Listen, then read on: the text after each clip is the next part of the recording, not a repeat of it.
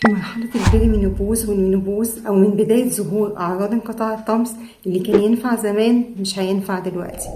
الجسم ما بيتعاملش مع الحاجات زي الأول، نفس الأكل، نفس السهر، نفس التوتر، لكن رد فعل جسمك مختلف.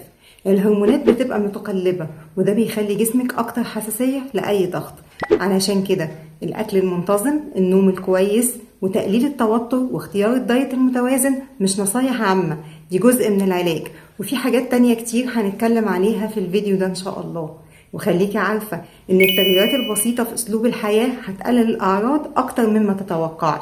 الخلاصة في المرحلة دي الجسم محتاج رعاية مش قسوة، ولازم تعرفي تحبي جسمك وتراعيه زي ما بتراعي كل اللي حواليكي. لينك الفيديو الكامل في الوصف والتعليقات. مستنياكي نكمل كلامنا، وياريت ما تنسيش تشتركي في قناة اليوتيوب وتتابعي معانا كل جديد.